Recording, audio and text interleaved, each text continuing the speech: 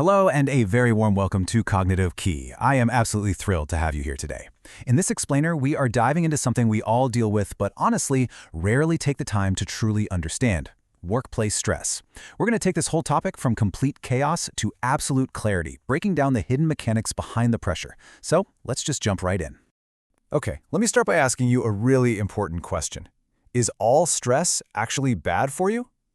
We universally assume that any pressure at work is inherently a bad thing, right? Like it's the ultimate villain of our careers. But what if I told you that our entire understanding of stress is actually missing a massive piece of the puzzle? To figure this out, here's our roadmap for today.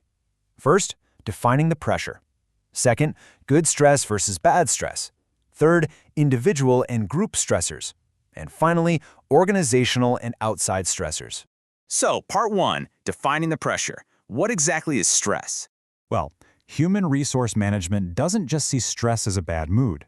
They define it as a very real, measurable friction. Basically, it happens when there's an imbalance between the situational demands placed on you and your actual capacity to fulfill them. It's that clash between what's expected of you and what you can realistically do, which actually leads to tangible psychological, physiological, and even behavioral changes. Moving on to part 2. Good stress versus bad stress, the two faces of pressure. Here is the plot twist. Not all stress is the villain. On one side, we have what's called Eustress. This is positive stress. It's that powerful motivator, that exact spark you need to crush your presentation or conquer a huge challenge. It literally offers you an opportunity to gain something. But on the flip side, we have distress. This is the negative stress that makes you feel helpless and insecure, and if you just let it fester, it can lead to some really severe health issues, like cardiovascular disease. The trick here is recognizing which one is actually in the driver's seat. That brings us to part 3, individual and group stressors.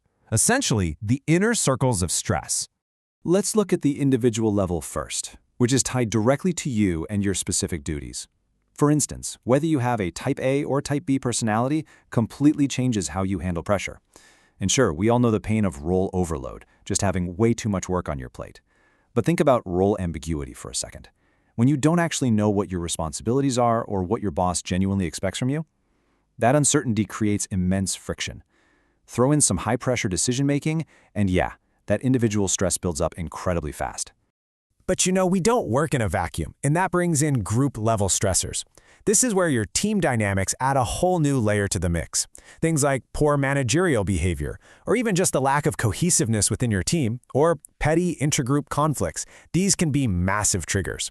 When a team environment turns toxic, it compounds those individual pressures you're already facing, and it can drag you straight from that positive eustress right down into negative distress. Next up, part 4. Organizational and outside stressors, the macro-level pressures. So as you can see, all 4 of these concentric circles of stress are totally interconnected. We've talked about the individual and group categories, but zooming out, we hit the organizational level. This is driven entirely by the company's climate and structure. Like a super rigid corporate structure with way too many rules that just suffocates people. And finally, the extra-organizational category. This one just acknowledges that, hey, you are human. Outside factors like family dynamics or economic constraints heavily dictate how much capacity you actually have left for work. Speaking of those big structural things, I found this fact from the research absolutely fascinating. Did you know that the actual life cycle of your organization directly impacts your stress levels? It's true. The early phases, like a startup's birth and rapid growth, are highly exciting. But as a company ages and shifts into those heavy policy and procedure stages, the environment naturally becomes much more stress-prone. Honestly, just knowing where your company is in its life cycle can really help you contextualize the pressure you're feeling. Now, if there is one absolutely crucial takeaway from all of this, it's this. Even though stress is tied to constraints and demands, we don't all feel it with the exact same intensity. Ultimately, it's your perception, your attitude, and your social support system that determine how you experience stress. These things, they are your absolute best defense mechanisms against the demands of the workplace. Which leads me to leave you with a pretty provocative question to think about. Knowing everything we just unpacked, how will you shift your perception of stress today? Will you harness that eustress to spark your performance, or will you let role ambiguity drag you down into distress? The power of clarity is literally in your hands right now. Thank you so much for joining me today.